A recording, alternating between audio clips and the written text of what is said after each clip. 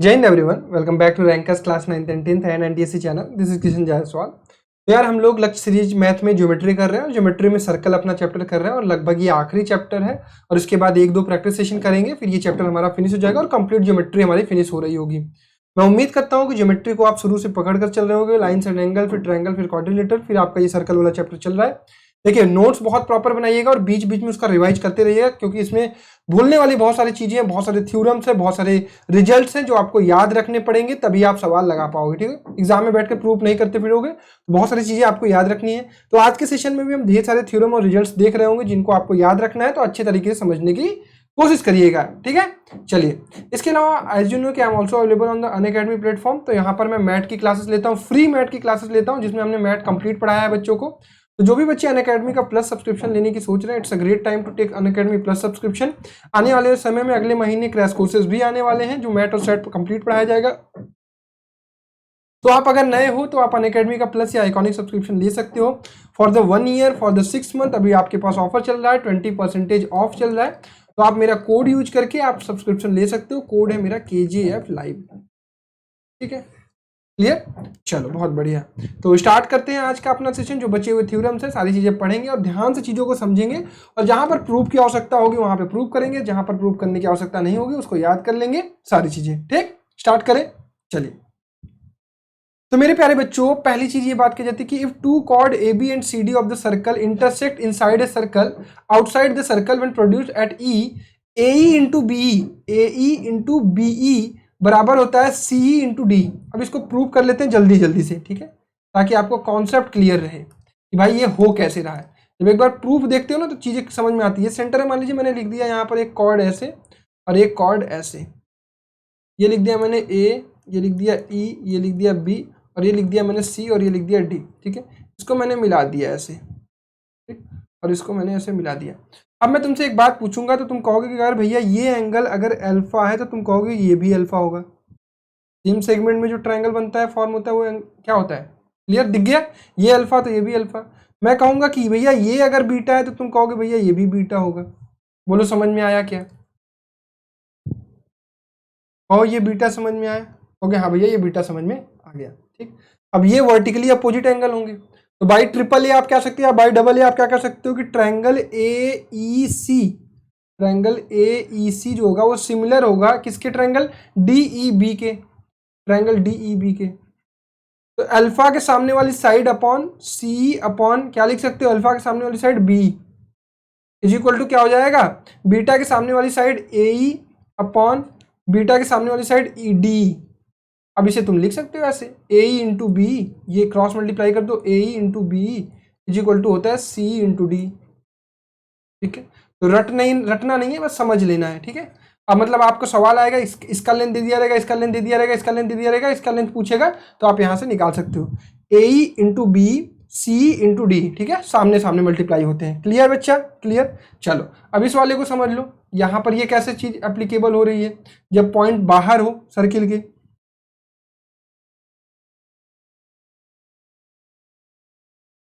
मान लीजिए 2 second draw किए गए और ये कहीं जाकर यहाँ पर E पॉइंट पर मिल रहे हैं। ये A हो गया, ये B हो गया, ये आपका C हो गया, ये D हो गया। तो ये कहता है कि AE into B is equal to D into C. ठीक है, ये कहता है यहाँ से यहाँ तक मल्टीप्लाई, और यहाँ से यहाँ तक, यहाँ से यहाँ तक, और यहाँ से यहाँ तक। अब मैं तुमसे कहता हूँ कि ये एक ट्रायंगल ले लो, ये एक ट्रायंगल छोटा वाला और ये एक ट्रायंगल बड़ा वाला। ठीक है, इन ट्रायंगल AEB और BCD, इसमें क्या एक चीज़ मैं तुमसे कहूँ, फटाफट से मुझे बताना, अगर पीछे पढ़ के आओगे साइक्लिक क्वाड्रिलेटरल, ये वाला अगर मैं तुमसे कहूँ एंगल अल्फा है तो तुम कहोगे भैया ये भी अल्फा होगा। साइक्लिक क्वाड्रिलेटरल में इन दोनों का सम कितना होता है? 180, तो ये 180 माइनस अल्फा, और इन दोनों का सम कितना होता है? 180, तो ये अल्फा हो जाएगा। क्लियर हो गया बात? अगर मैं तुमसे कहूँ कि ये बीटा है तो तुम कहोगे भैया ये भी बीटा होगा। बोलो समझ में आया क्या? आया? क्लियर। चलो, अगर ये बीटा ये बीटा, तो बाई डबल ए आप क्या कह सकते हो, बाई डबल ए आप कह सकते हो भैया AEB, ट्रायंगल AEB जो होगा वो सिमिलर होगा ट्रायंगल CEB के, ट्रायंगल CEB के। अब तुम क्या कर सकते हो, अल्फा के सामने वाली साइड DE अपॉन में क्या लिख सकते हो, अल्फा के सामने वाली side B is equal to beta के सामने वाली साइड बड़े वाले ट्रायंगल में AE अपॉन में क्या लिख सकते हो, बीटा के सामने वाली साइड C। क्लियर? तो यहां से तुम्हारे पास क्या निकल के आया, AE into BE is equal to CE into D। ठीक है, डायरेक्ट सवाल आएगा इस पर, याद नहीं रहेगा तो नहीं कर पाओगे। देखो अब ध्यान याद रखने का तरीका क्या रहेगा भैया, जैसे मान लो तुम इस पॉइंट से चल रहे हो, इस पॉइंट से एक बार यहाँ तक जाओगे, ठीक है, इस पॉइंट से, फिर इसी पॉइंट से यहाँ तक जाओगे और दोनों को मल्टीप्लाई कर दोगे, फिर इस पॉइंट से यहाँ तक जाओगे, फिर इस पॉइंट से यहाँ तक जाओगे। बच्चे गलती क्या करते हैं, ए बी इंटू बी और सी डी इंटू डी कर देते, सी कर देते हैं, ये गलत हो जाता है। इस पॉइंट से यहाँ फिर दौड़ के फिर यहाँ से यहाँ, तो ए ई इंटू बी, ए ई इंटू बी और सी इंटू डी, ये ध्यान में रखेंगे। क्लियर, समझ में आ गई इतनी चीज, ग्रेट। चलिए ये दोनों थ्योरम बहुत इंपॉर्टेंट है, इस पर सवाल आता है, ये याद रखिएगा। चलिए नेक्स्ट है आपका, अब यही टेंजेंट पर आ जाता है सवाल। एक टेंजेंट और एक सेकंड है, वहां पे आपने क्या देखा, ये दोनों के दोनों सेकंड थे तो ये रिलेशन रहा। अब यहाँ पर टेंजेंट में ये रिलेशन बताया कि जो बाहर टेंजेंट है ना, इसका दुगना P T square equal to P A into P B. अब याद करने का तरीका वही रहेगा, P A into P B. अब सपोज ये अंदर होता तो ये दो चीज दो बार मल्टीप्लाई होता, तो हम यहाँ पे पी टी है तो यहाँ पे हम पी टी को दो बार मल्टीप्लाई कर देंगे। तो याद करने का तरीका यही रहेगा, P T square equal to P A into P B. अब इसको भैया प्रूफ कैसे करेंगे कि ऐसा होता क्यों है, आओ देख लेते हैं थोड़ा सा। अगर मैं मान लो तुमसे कहता हूँ कि ये एक ट्राइंगल है, ठीक, यहाँ पर मैंने एक सेकंड ड्रॉ कर दिया और यहाँ पर एक टेंजेंट ड्रॉ कर दिया, ठीक, ये लिख दिया मैंने ए, ये लिख दिया बी, ये लिख दिया, यहाँ लिख दिया पी, यहाँ लिख दिया टी, ठीक है, क्लियर, ये टी लिख दिया, क्लियर। अब यहाँ पर रिलेशन बनाने के लिए हमें क्या करना पड़ेगा, इस वाले पॉइंट से इसको जोड़ दो और इस वाले पॉइंट से इसको जोड़ दो। अब तुम्हें दो ट्रायंगल दिख रहे होंगे, एक तो ए पी टी और दूसरा बी पी टी दिख रहा होगा, ठीक है, triangle A P T and triangle B P T. अब इसमें तुम्हें कुछ पता है क्या, क्या पता है, अल्टरनेट सेगमेंट थ्योरम पता है क्या तुम्हें, नहीं पता है। अब यहीं पे थोड़ा सा पॉज करते हैं इस चीज को। इसका प्रूफ पढ़ने के लिए सबसे पहले हमें पढ़ना पड़ेगा अल्टरनेट सेगमेंट थ्योरम। बहुत प्यारा सा थ्योरम है, बहुत अच्छे तरीके से समझना है इसको।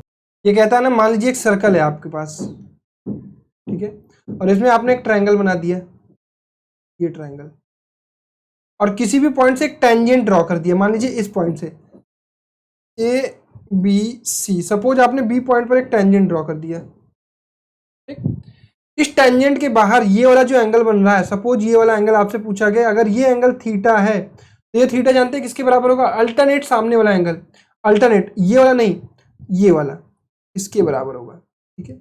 ये थीटा किसके बराबर होगा, इसके बराबर। सपोज आपसे पूछा गया कि ये वाला एंगल, इसके बगल वाला नहीं, ये अल्टरनेट नहीं, अल्टरनेट सेगमेंट थ्योरम, तो इस सेगमेंट में, इस वाले सेगमेंट नहीं, इस वाले सेगमेंट में ये वाला एंगल, तो ये अगर बीटा आपने मान लिया तो यहाँ पे क्या हो जाएगा, बीटा हो जाएगा। सपोज आपने यहाँ ड्रॉ किया, ये वाला एंगल किसके बराबर होगा, इसके बराबर। सपोज आपने यहाँ ड्रॉ किया तो ये वाला किसके बराबर होगा, इसके बराबर। ये वाला किसके बराबर होगा, इसके वाला बराबर। तो ये होता है, कैसे होता है आइए देखते हैं, इसका हल्का सा प्रूफ देख लेते हैं जल्दी से। सपोज आपके पास ये आपका एक ट्रायंगल में बना देता हूं अंदर, सपोज मैंने ये ट्रायंगल बना दिया और यहाँ पर इस पॉइंट पर मैंने एक टेंजेंट ले लिया, ठीक, और ये एंगल मैं तुमसे कह रहा हूँ थीटा, ठीक। अब यहाँ पे तुम्हें पता होगा कहीं सेंटर होगा, मैं तुमसे कहता हूँ कि इस सेंटर से पास होती हुई एक मतलब डायमीटर खींच दो,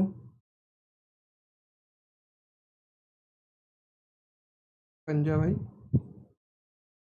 आराम समझेंगे। मैंने कहा कि एक सेंटर से पास होती हुई ऐसे खींच दो। अब तुम क्या करोगे, ये डायमीटर है, अब इस डायमीटर से इस पॉइंट को मिला दो। सपोज ये ए हो गया, ये बी हो गया, ये आपका सी हो गया, अब ये पी पॉइंट हो गया। मैंने कहा कि इसको मिला दो, ठीक है, मिला दिया। अब तुमसे मैं कहूँ कि ये एंगल कितना होगा, क्योंकि भैया ये 90 होगा। अब तुमसे अगर कहूँ कि ये पूरा टोटल एंगल कितना होगा, क्योंकि ये थीटा, ये पूरा 90 डिग्री होगा टेंजेंट रेडियस से, ये सेंटर से तो रेडियस, तो ये कितना हो जाएगा, क्योंकि भैया ये 90 माइनस थीटा हो जाएगा, 90 माइनस थीटा। बहुत ध्यान समझने की कोशिश करिएगा, ये थीटा है तो 90 माइनस थीटा हो गया। अब इस टोटल एंगल में अगर मैं तुमसे पूछूं ये पी वाला एंगल कितना होगा, कहोगे भैया angle P plus angle B plus angle B C P, angle B C P कितना होगा, 180 होगा। एंगल पी कितना हो गया भैया, angle P plus angle B is equal to कितना हो गया, 90 डिग्री। और एंगल बी सी पी कितना हो गया, बी सी पी आपका हो गया 90 minus theta is equal to 180। तो यहाँ पे एंगल पी किसके बराबर हुआ, थीटा के बराबर, बोलो। एंगल पी किसके बराबर होगा, एंगल थीटा के बराबर। तो ये एंगल कितना आ गया, थीटा आ गया। अब तुम्हें पता है कि इस कॉर्ड का यूज करके सेम सेगमेंट में जो भी ट्रायंगल बन रहे होंगे वो भी थीटा होगा। तो ये थीटा, तो ये भी थीटा। क्लियर, समझ में आ गया सबको, डन। किसी को कोई समस्या नहीं होनी चाहिए। हमने प्रूव कैसे किया, ये 90 था, ये थीटा है, तो ये 90 माइनस थीटा, ये 90 हो जाएगा। ये डायमीटर हमने खुद से कंस्ट्रक्ट किया है, ये थीटा है तो ये भी थीटा, डन। चलो, तो ये याद रखिएगा, अल्टरनेट सेगमेंट थ्योरम आपको लिए बहुत हेल्पफुल है। तो यहीं पर आपका प्रूफ हो जाएगा। अब मैं तुमसे कहूं कि अगर ये वाला एंगल अल्फा है, ये टेंजेंट है ना जी, अगर ये अल्फा है तो ये भी अल्फा होगा। ये वाला एक कॉमन एंगल हो गया, कॉमन एंगल। तो भाई डबल ए क्राइटेरिया तुम क्या कर सकते हो, T P B, triangle T P B बराबर किसके होगा, सिमिलर होगा ए पी टी के, सिमिलर होगा ट्रायंगल ए पी टी के। तो अल्फा के सामने वाली साइड, बड़े वाले ट्रायंगल में देखिए, बड़े वाले ट्रायंगल में अल्फा के सामने वाली साइड है पी टी, अपॉन में छोटे वाले ट्रायंगल में अल्फा के सामने वाली साइड बी पी। ठीक, ये किसके बराबर होगा, अब ये सपोज करिए अगर बचा हुआ एंगल, तो बचा हुआ एंगल बराबर होगा बीटा, और इस बड़े वाले ट्रायंगल में ये वाला होगा बीटा आपका। ठीक है, क्लियर, ध्यान रखिएगा, ये बड़े वाले ट्रायंगल की बात कर रहा हूँ, छोटे वाले ट्रायंगल की। तो यहाँ पे हम सबसे पहले बड़े वाला ट्रायंगल लिए, तो बीटा के सामने वाली साइड पी ए, अपॉन में क्या हो जाएगा, इस छोटे वाले ट्रायंगल के बीटा के सामने वाली साइड पी टी। तो यहाँ से क्या आया, P T square is equal to P A into P B. Clear है क्या सबको, समझ में आया। तो अब आपको याद क्या रखना है, एक तो ये याद रखना है कि E B into E A is equal to E C into E D. ठीक, सिमिलरली यहाँ पे P T square into P T square equal to P A into P B. ठीक है, ये याद रखना है, बहुत इंपॉर्टेंट रिजल्ट है। समझ में आया सबको। चलिए, अल्टरनेट सेगमेंट थ्योरम भी आप लोगों ने सीख लिया और इसका प्रूफ भी सीख लिया। अब यहां से हमें सीखना है number of tangent passing through a two circle. ठीक है, जब आप कंस्ट्रक्शन करते हैं दो सर्कल्स का, तो टच कराते हैं, उनको दूर दूर रखते हैं, तो टेंजेंट्स कितने फॉर्म होते हैं ये सीखेंगे। चलिए, सबसे पहले सीखेंगे कि कितने कॉमन टेंजेंट आपको मिलते हैं जब दो सर्किल्स आपके पास होते हैं। तो कॉमन टेंजेंट पहले सीखते हैं कि कितने मिलते हैं। ये ऊपर जो लिखा है उसको छोड़ दीजिए, कॉमन टेंजेंट की बात करते हैं। चलिए, व्हेन सर्किल्स आर दूर दूर, ठीक है, सपोज ये सर्किल हो गया, ये टेंजेंट इससे टच करते हुए गया, तो एक कॉमन टेंजेंट, और ये कॉमन टेंजेंट, और एक तरीका ये ऐसे कॉमन टेंजेंट, और ये ऐसे कॉमन टेंजेंट। तो यहाँ पे कितने कॉमन टेंजेंट मिलते हैं, 4 कॉमन टेंजेंट। ठीक है, इस वाली लाइन को, क्रॉस वाली लाइन को हम कहते हैं, पहले सीधे वाली लाइन को हम कहते हैं D C T, direct common tangent. इसे हम कहते हैं डायरेक्ट कॉमन टेंजेंट, और इसको कहते हैं T C T, transversal common tangent.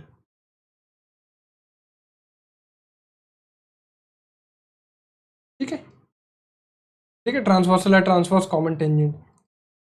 तो दो सर्किल जब दूरी यहां पर आपको पता है कि C1 C2 क्या है, distance between this, C1 C2 को हम मान लेते हैं D। ठीक है, C1 C2 का मतलब ये यहां से यहां तक की distance. If D is greater than R1 plus R2, तो उस कंडीशन में आपको क्या मिलेगा, उस कंडीशन में आपको 4 कॉमन टेंजेंट मिलेंगे, ये ध्यान रखिएगा। ठीक, अब दूसरी कंडीशन, जब आपके पास सर्किल एक दूसरे को टच करते हैं, टू सर्किल डिफरेंट, तो ये आपको 2 डायरेक्ट कॉमन टेंजेंट मिलते हैं और एक इस तरह का मिलता है। ठीक है, तो आपको टोटल नंबर ऑफ टेंजेंट कितने मिलते हैं यहाँ पे, टोटल नंबर टेंजेंट ये होता है आपका 3 कॉमन टेंजेंट।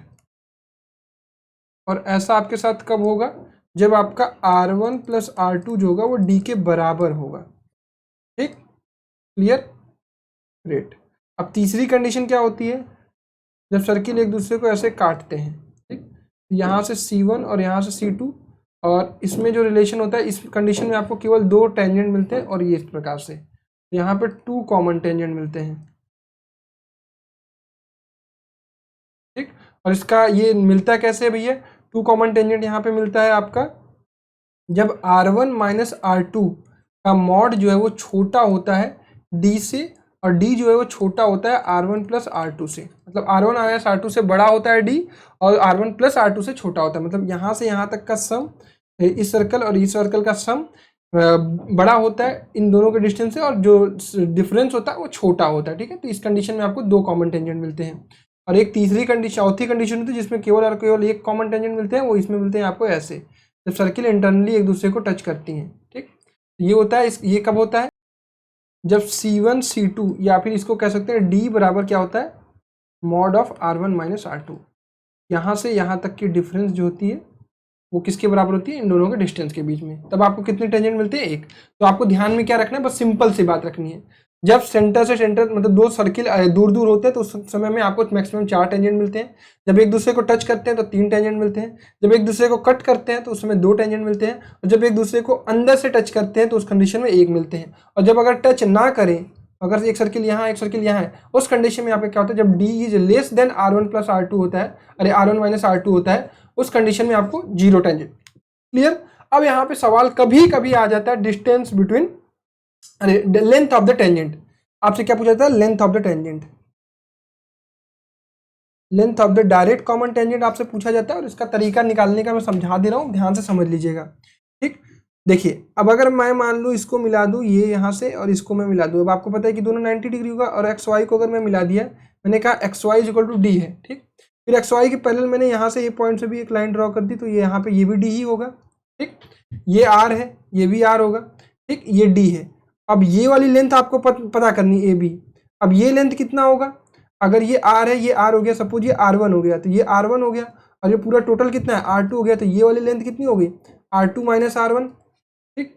ये एंगल आपको पता है 90, ये D पता हो गया, तब आपके पास सब कुछ हो गया।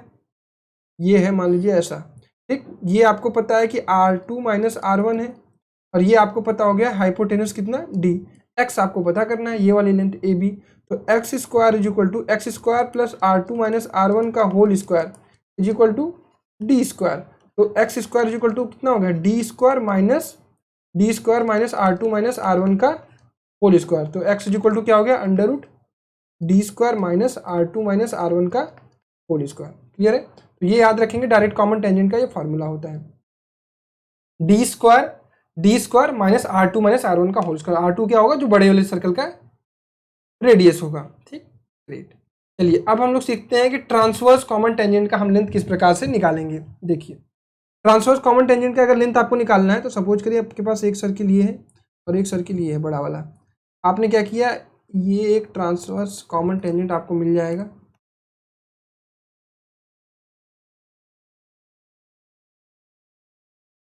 वो जैसे, ठीक। ये सेंटर हो गया, आपने इसको इससे मिला दिया, तो ये आपको पता है 90 डिग्री होगा। अब मैंने कहा कि आप सेंटर टू सेंटर मिला दीजिए इसको, ये वाली लेंथ आपने डी ले ली।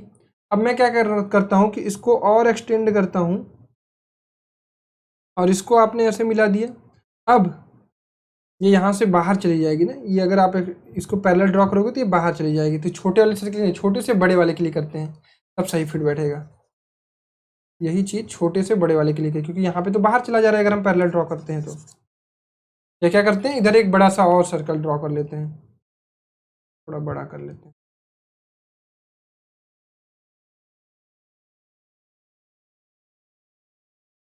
ठीक। अब इसका सेंटर हो गया, ये एक आपका कॉमन टेंजेंट हो गया, ठीक। अब इस कॉमन टेंजेंट से आपका परपेंडिकुलर ड्रॉ हो जाएगा, यहाँ से चीज़ें हो जाएंगी। ये आपका एक परपेंडिकुलर हो गया। अब आपने क्या किया, यहाँ से ये परपेंडिकुलर हो गया, ठीक। आपने क्या किया, इसको एक्सटेंड किया, और ये जो कॉमन लाइन है डिस्टेंस, और इसके पैरेलली आपने एक लाइन ड्रॉ कर दी। अब ये वाला ये कितना होगा, अब ये इसके पैरेलल ड्रॉ किया गया है। अगर ये आपका R1 है तो ये भी कितना होगा, R1 होगा। और ये अगर R2 है, ठीक है, बड़े वाले सर्किल को R2 मान लिया, तो ये R1 और ये R2, ठीक। अब अगर ये वाला एंगल 90 डिग्री है, तो ये भी एंगल 90 डिग्री का पैरेलल ड्रॉ किया, ये इसके पैरेलल है। तो इस वाले ट्रायंगल में अब आप क्या कर सकते हो, वही पाइथागोरस लगा सकते हो, ये D हो जाएगा। तो यहाँ पे आपको क्या निकालना है, ये लेंथ निकालनी है AB, तो ये हो जाएगा AB का स्क्वायर, सॉरी ये परपेंडिकुलर कैसे हो जाएगा, परपेंडिकुलर तो ऊपर है ना, रियली सॉरी, ये है परपेंडिकुलर।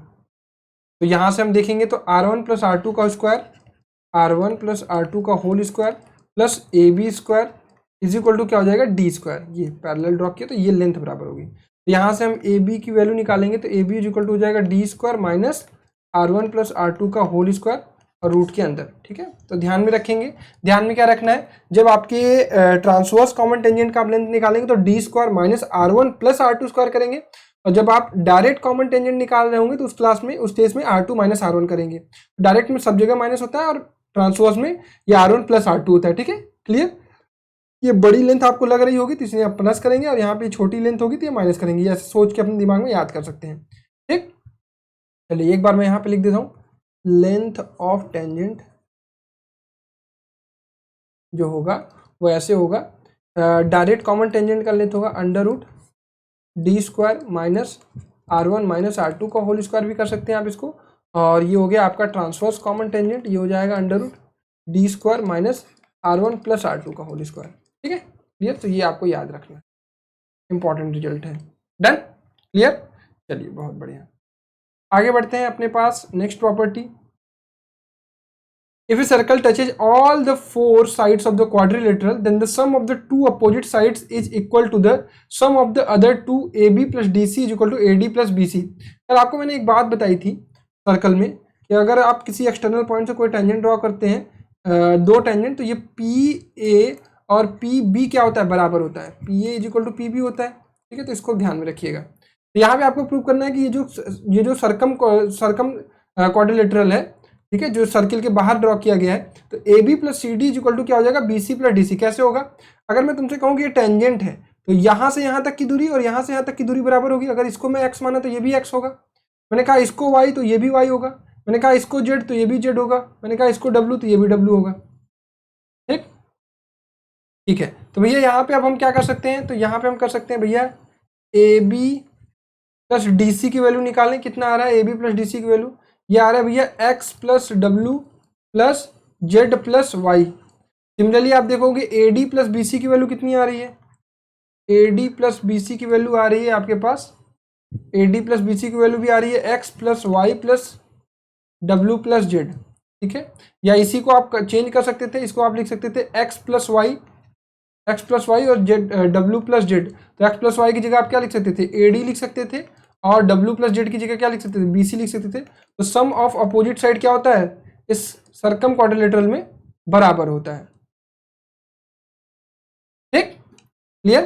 चलिए बहुत बढ़िया, सम ऑफ अपोजिट साइड, इसका सम और इसका सम और इसका सम और इसका सम बराबर होता है जब सर्किल जो है कि चारों साइड्स पर जाती है। ठीक, नेक्स्ट है, if two equal chords of a circle intersect with in the circle, अगर दो chord with in the circle intersect करते हैं तो the line joining the point of intersection to the centre makes the equal angle with the chord. अच्छा, तो आप क्या करोगे ना, सर्किल सेंटर से इसके जहां इंटरसेक्शन को ज्वाइन कराओगे, ये एंगल और ये एंगल बराबर होगा। अब इसको कैसे प्रूव कर सकते हैं, इसका तरीका ये होगा कि आप क्या करोगे, सेंटर से एक परपेंडिकुलर ड्रॉ करो, सीडी पर ये परपेंडिकुलर बाइसेक्टर होगा, और यहाँ ड्रॉ करोगे तो ये भी परपेंडिकुलर बाइसेक्टर होगा। अब मैं बात करूँ केवल और केवल इस ट्रायंगल में, तो ये 90 डिग्री होगा, परपेंडिकुलर है, ये 90 डिग्री होगा, ये परपेंडिकुलर होगा, तो ये 90 हो गया। ये OM और ON लेंथ बराबर होगा, क्योंकि आपने पढ़ा है कि आप अगर इक्वल कॉर्ड्स पर सेंटर से ड्रॉ करते हो परपेंडिकुलर, तो परपेंडिकुलर ये लेंथ बराबर होता है।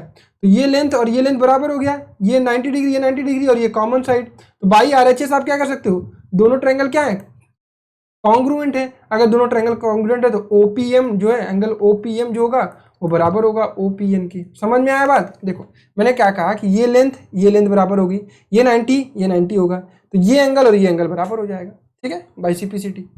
चलो इसको याद में रखिएगा। चलिए अगला, if diagonal of a cyclic quadrilateral are diameter of the circle through the vertices of the quadrilateral then it is a rectangle. अच्छा, कह रहा है कि ऐसा साइक्लिक क्वाड्रिलेटरल जिसके डायमीटर ना सेंटर से पास हो रहे हैं, तो वो जो क्वाड्रिलेटरल है ना वो रेक्टेंगल होगा। रेक्टेंगल की प्रॉपर्टी होती है कि चारों एंगल 90 डिग्री होंगे। ठीक है, डायगोनल्स क्या होंगे, एक दूसरे को परपेंडिकुलरली बाइसेक्ट भी कर रहे होंगे, ये आपको होगा। ठीक है, तो हम चारों एंगल, अगर एंगल को 90 डिग्री प्रूव कर दें तो हमारा काम हो जाएगा। अब मैं तुमसे कह दूं कि ये अगर डायामीटर है तो ये वाला एंगल कितना होगा, 90 डिग्री होगा। मैं कहता हूं अगर ये डायामीटर है तो ये वाला एंगल कितना होगा, 90 होगा। अगर मैं तुमसे कहता हूं कि ये भी डायमीटर है तो ये भी 90 होगा, ये भी 90 होगा। चार के चारों एंगल 90 डिग्री आपको मिल गए। Angle B is equal to angle A is equal to angle C is equal to angle D is equal to 90 degree. तो आप कह सकते हो कि हाँ भाई ये चार के चारों अगर 90 डिग्री है तो रेक्टेंगल होगा। ठीक, अगर डायमीटर सेंटर से पास हो रहे हैं तो। डन। चलिए अगला सवाल, if the non parallel side of a trapezium are equal then it is cyclic. अगर नॉन पैरेलल साइड जो होते हैं ना, अगर वो इक्वल है, बराबर है, तो ये एक साइक्लिक क्वाड्रिलेटरल है। कहने का ये तात्पर्य है कि ये एक साइक्लिक क्वाड्रिलेटरल है। साइक्लिक क्वाड्रिलेटरल मतलब इसका और इसका सम 180 होना चाहिए। Angle A plus angle C कितना होना चाहिए? 180 होना। अगर ये आप प्रूफ कर दिए तो आपका काम हो जाएगा कि ये साइक्लिक है। ठीक, प्रूफ कैसे करोगे? तुम्हें पता है कि ये साइड और ये साइड बराबर है, ये दोनों साइड पैरेलल है। मैंने तुमसे कहा कि यहां से एक परपेंडिकुलर ड्रॉ करो 90 डिग्री, ये परपेंडिकुलर ड्रॉ कर दिया। अब दो पैरेलल लाइन के बीच का डिस्टेंस हर जगह सेम होता है, परपेंडिकुलर डिस्टेंस सेम होता है, तो आप कह सकते हो कि A M is equal to B N होगा। कह रहा है कि A D is equal to ये भी होगा। साथ ही साथ आपको पता है कि परपेंडिकुलर है तो 90 डिग्री होगा। तो बाई आर एच एस आप क्या कह सकते हो? बाई आर एच एस हम कह सकते हैं कि ट्रायंगल ए एम डी जो होगा वो कॉन्ग्रुएंट होगा बी एन सी के। अरे ये साइड बराबर हो गई, ये परपेंडिकुलर हो गया, ये साइड ऑलरेडी गिवन बराबर है। तो हम कह सकते हैं कि एंगल ए डी एम जो है, एंगल ए डी एम जो है वो बराबर है किसके? एंगल ए सी एन के, अरे एन सी बी के। ठीक, एन सी बी के। तो ये एंगल और ये एंगल प्रूफ हो गए कि ये दोनों बराबर है। अब आपको ये भी पता है कि ये दोनों पैरेलल लाइन और ट्रांसवर्सल लाइन है, तो angle A plus angle D की वैल्यू कितनी है? 180 डिग्री है। अरे भाई ये एंगल और ये एंगल का सम कितना होता है? 180 डिग्री, को इंटीरियर एंगल। अब तुम्हें ये भी पता है कि जो एंगल डी है वो एंगल सी के बराबर आ गया है, तो angle A plus angle C बराबर कितना हो गया? 180 डिग्री। यही आपको प्रूव करना था, तो ये साइक्लिक क्वाड्रिलेटरल हो गया। समझ में आया सबको? क्लियर?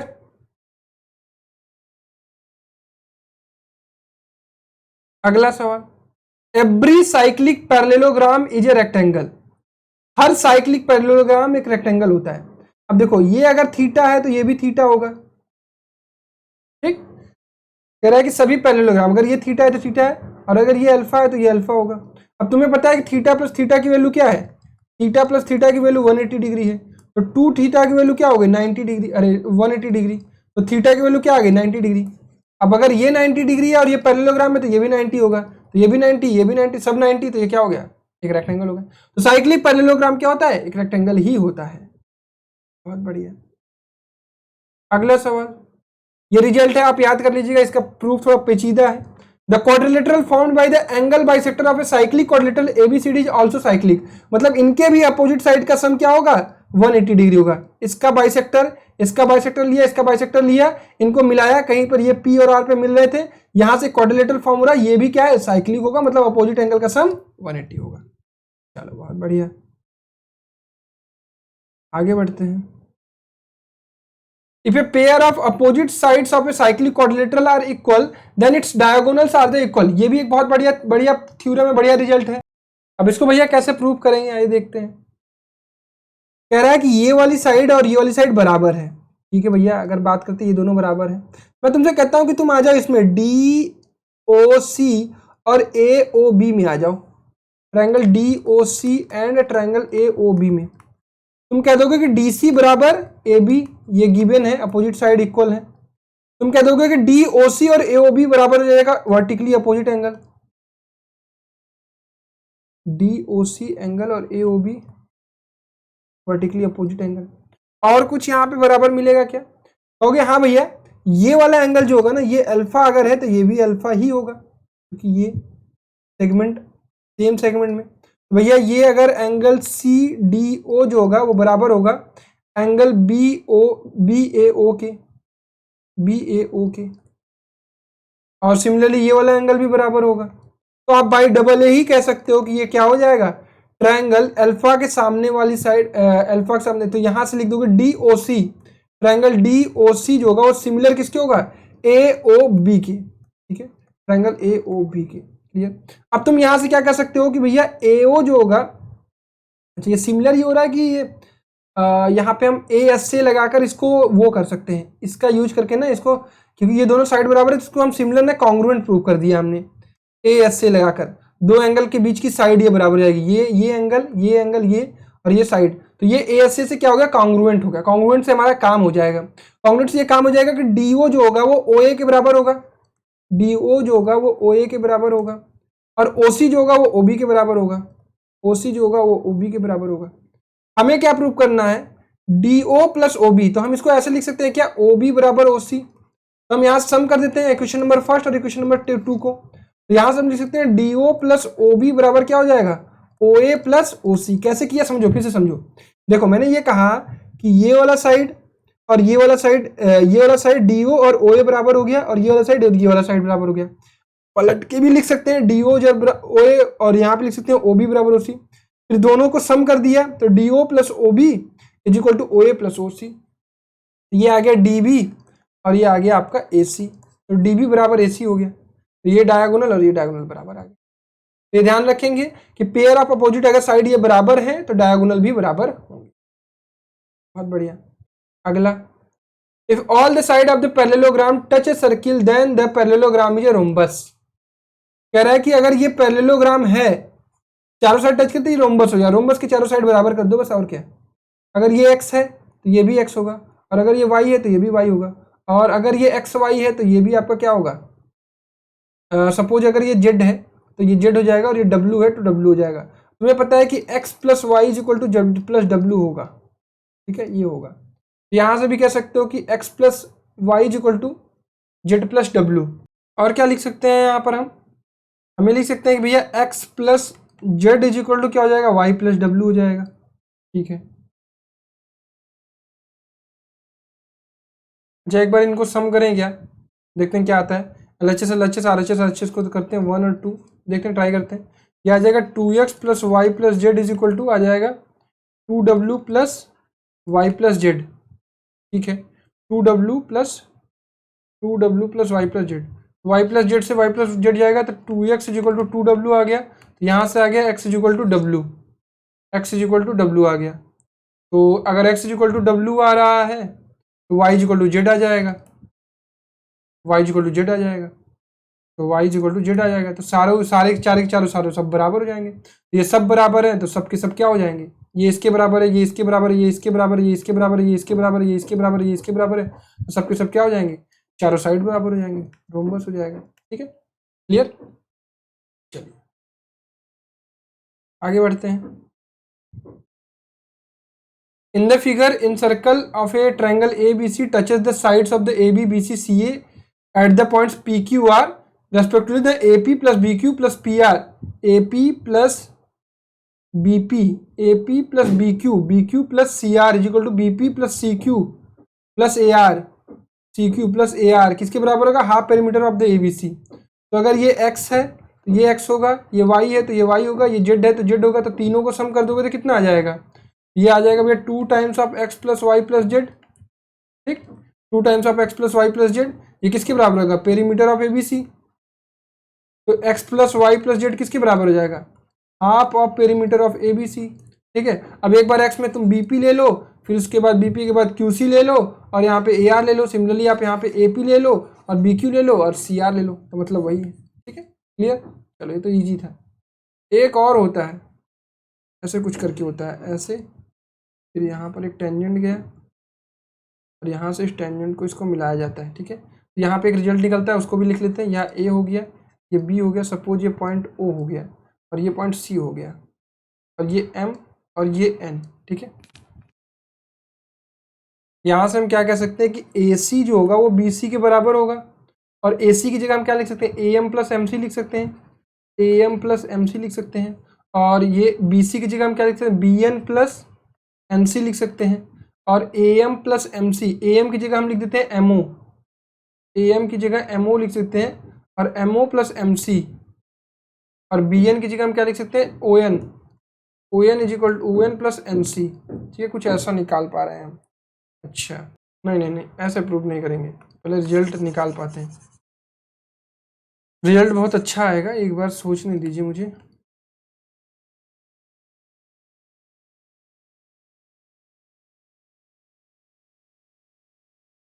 यहाँ होगा क्या, अगर मैं बात करूँ perimeter of the triangle CMN की, ट्रायंगल CMN का पेरीमीटर कितना होगा, क्योंकि भैया CM plus MN plus N C होगा और C M plus M N, M N M N M N, C M plus N C. M N को आप क्या लिख सकते हो, M O plus O N लिख सकते हो, ठीक है। आजा चल जा भाई, ओ एन लिख सकते हो और एन सी लिख सकते हो, ठीक है। अब देखो, अब एम ओ की जगह आप क्या लिख सकते हो, ए एम लिख सकते हो, ये हो गया C M plus A M. और ओ एन की जगह आप क्या लिख सकते हो, ओ एन की जगह आप लिख सकते हो O B N B plus N C. ये क्या हो गया, C M plus A M क्या हो गया, ये हो गया आपका पास सी ए, और ये क्या हो गया N B plus N C, ये हो गया आपके पास सी बी। तो perimeter of triangle C M N किसके बराबर हो गया, ट्रायंगल सी एम एन का जो पेरीमीटर हुआ ना, वो बराबर हो गया सम ऑफ टेंजेंट, ठीक है। इसका सम और इसका सम किसके बराबर होगा, ट्रायंगल के पेरीमीटर के। ये भी एक रिजल्ट होता है जो आपको याद रखना है, ठीक। चलिए आगे बढ़ते हैं। आगे अपने पास ये है कि in the figure X, in this figure X Y and X dash Y dash, X Y and X dash Y dash are the two parallel tangents to a circle with the centre O and the another tangent AB with the point of contact C intersecting xy at A and x dash y dash at B, then triangle AOB is equal to 90 degree. कह रहा है भैया ये वाला angle ना 90 degree होगा। अच्छा ऐसा क्यों होगा, चलिए देख लेते हैं, प्रूव करने की कोशिश करते हैं। अगर मैं तुमसे कहूँ कि ये एक टेंजेंट है इस पॉइंट से और ये एक टेंजेंट है, तुम्हें ये भी पता है कि ये एंगल और ये एंगल बराबर होते हैं, सिमिलरली ये वाले एंगल और ये वाले एंगल भी बराबर होंगे, तो ये अगर एक्स है तो ये भी एक्स होगा। क्यों भैया, क्योंकि ये वाला ट्रायंगल जो होगा, ये रेडियस हो गया, ये रेडियस हो गया, ये आपका 90 डिग्री हो गया, ये 90 डिग्री हो गया, ये कॉमन हो गया, तो आरएचएस से कॉन्ग्रुएंट हो गए, तो ये एंगल बराबर हो गया। तो अगर ये एक्स है तो ये भी एक्स, सिमिलरली यहाँ पे ये वाई तो ये भी वाई हो जाएगा। अब तुम्हें ये पता है कि यहाँ पे क्या हो जाएगा, X plus Y is equal to 180 degree, क्योंकि ये डायमीटर है, लीनियर बनाएगा, तो 2 times of X plus Y कितना आ गया 180। तो एक्स प्लस वाई की वैल्यू क्या आ गई 90 डिग्री, और एक्स प्लस वाई है क्या है, यही तो है एक्स प्लस वाई, ठीक है। ये बीच वाला एंगल कितना बनेगा 90 डिग्री। कब, कौन सी कंडीशन है, अगर ये पैरेलल लाइन के बीच में एक ऐसी लाइन ड्रॉ की गई, फिर यहाँ से टेंजेंट से इसको मिलाया गया और इसके टेंजेंट से इसको मिलाया गया, तो ये वाला एंगल कितना बनेगा 90 डिग्री। डन। चलिए ये सब रिजल्ट्स हैं, प्रूव्ड रिजल्ट है, जो कि आपको याद रहनी चाहिए और पता रहनी चाहिए। चलिए एक बहुत ही सिंपल सा, if two circle touch each other externally at a point C and P is a point on the common tangent at C, if PA and PB are the tangents to the circle then PA is equal to PB, PA जो होगा PB के बराबर होगा। तो आसान है मुझे जहां तक लग रहा है, क्योंकि PB अगर PC के बराबर होगा, ये तो सबको पता है, PB is equal to PC होगा, ठीक, और PC जो होगा वो PA के भी बराबर होगा, तो आप कह सकते हो कि PB जो होगा वो PA के बराबर होगा, ठीक है। ये देखो आपको ये पता है ये दोनों बराबर है, आपको पता है ये दोनों बराबर है, दोनों सटा दिए, तो ये क्या मिला, ये कॉमन टेंजेंट मिल गया, ये इसके बराबर ये इसके बराबर, तो ये इसके बराबर हो जाएगा, ठीक है। डन। तो यही सारे थे, एक बार रिवाइज कर लेते हैं सारे के सारे, क्योंकि बढ़िया बढ़िया चीजें थी। ये सारी चीजें देखो याद रखनी पड़ेंगी, ठीक है, नोट्स बनाना पड़ेगा, समझना पड़ेगा, प्रूफ समझना पड़ेगा, धीरे धीरे इन पर क्वेश्चन करने पड़ेंगे, तब जाके याद होंगे। चलिए पहला मैंने बताया बहुत इंपॉर्टेंट रिजल्ट है, EA into EB is equal to EC into ED होता है, ठीक है, जब अंदर इंटरसेक्ट करें, बाहर कहीं मिल रहे हैं तो ये क्या हो जाएगा EA into EB EC into ED, ठीक। PT square is equal to PA into PB, ध्यान रखिएगा PB इंटू AB मत कर दीजिएगा, P पॉइंट से चलेंगे इस पॉइंट पर और P पॉइंट चलेंगे इस पॉइंट पर, ठीक है, दोनों जगह एक जगह से। अल्टरनेट सेगमेंट थ्योरम, ट्रायंगल अंदर बनाया गया, बाहर एक थीटा लिया, टेंजेंट के थ्रू बनाया गया, tangent external, this is not external angle, ध्यान रखिएगा, this is not external angle, this is tangent. ये वाला थीटा किसके बराबर होगा, इसके अपोजिट पे जो होगा, अल्टरनेट इंटीजर, ठीक। नंबर ऑफ टेंजेंट्स अगर आपसे पूछा जाए, सर्किल दूर दूर होंगे तो 4 टेंजेंट, दो DCT और 2 TCT, ट्रांसफर और डायरेक्ट, ठीक है। अगर आपका दोनों टच कर रहे हैं एक्सटर्नली तो उस समय 3 कॉमन टेंजेंट मिलेगा, दोनों कट कर रहे हैं एक दूसरे को तो 2 कॉमन टेंजेंट मिलेगा, और दोनों इंटरनली टच कर रहे हैं तो 1 कॉमन टेंजेंट मिलेगा, नहीं टच कर रहे तो 0। डिस्टेंस कैसे याद रखेंगे, length of the tangent, direct common tangent under root D square minus R1 minus R2 का होल स्क्वायर, ठीक। और यहाँ पर जो है कि डिस्टेंस ट्रांसफर का कितना होगा, डिस्टेंस हो जाएगा AB equal to under root D square minus R1 plus R2 का होल स्क्वायर, ठीक है, ये लिखवा दिया है यहाँ पर। ये आपका अपोजिट साइड बराबर होता है, सर्किल के बाहर अगर क्वाड्रिलेटरल इसके टच करते हुए बनाया जाता है, ये अगर अंदर कहीं इंटरसेक्ट करते हैं तो सेंटर से अगर आप इसके इंटरसेक्शन पॉइंट को मिलाते हैं तो ये बाइसेक्टर होता है, एंगल इक्वल होता है, यहां पर अगर कोई ऐसा साइक्लिक क्वाड्रिलेटरल जो कि डायमीटर से पास कर रहा है तो ये एक रेक्टेंगल होता है। अगर ट्रेपेजियम की नॉन पैरेलल साइड इक्वल है तो वो क्या होता है, साइक्लिक क्वाड्रिलेटरल होता है। साइक्लिक पैरेललोग्राम क्या होता है, एक रेक्टेंगल होता है। ये इनके एंगल बाइसेक्टर साइक्लिक क्वाड्रिलेटरल के कहां पर मिलते हैं, जो मिलते हैं, जो फिगर बनता है वो भी क्या होता है, साइक्लिक क्वाड्रिलेटरल होता है।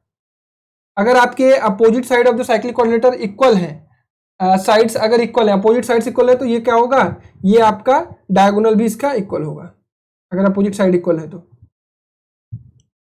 अगर पैरेललोग्राम सर्कमस्क्राइब हो रहा है तो ये फिगर जो होता है रम्बस होता है। ट्रायंगल का पेरीमीटर क्या होता है, हाफ ऑफ द इन तीनों का sum half perimeter of the ABC होता है। ठीक, यहां पर हमने रिजल्ट बनाया कि अगर आपका इस तरह से जा रहा है, दो टेंजेंट्स है, यहां पर इनके पॉइंट्स को मिलाया गया, जो टच करते हुए एक लाइन गई एम एन, तो जो आपका इन दोनों का सम होगा C A is equal to C B, क्या होगा, सी ए प्लस सी बी जो होगा ट्रायंगल का पेरीमीटर होगा। दो पैरेलल लाइन के बीच में एक सर्कल बनाया गया, डायमीटर इसके मिड पॉइंट सेंटर से एक लाइन ड्रॉ की गई जो टेंजेंट है ए बी लाइन सी पर टच कर रही है, तो यहां से ए और बी को मिलाया गया सेंटर से, तो ये एंगल जो बनेगा 90 डिग्री बनेगा। दो सर्कल बाहर बाहर से टच कर रहे हैं तो पी और पी भी बराबर होगा। ठीक है, clear. That's it for the today session, that's it for the circle session. आपका काम है सर्किल के तीनों लेक्चर को पूरा देखना, ऑल 3 लेक्चर, फिर इसका रिवीजन करना, नोट्स बनाना, फिर मेरे साथ लाइव प्रैक्टिस सेशन के लिए कल जुड़ना। ठीक, कितने बजे, 6 PM पर। ठीक है, चलिए bye bye everyone, love you all.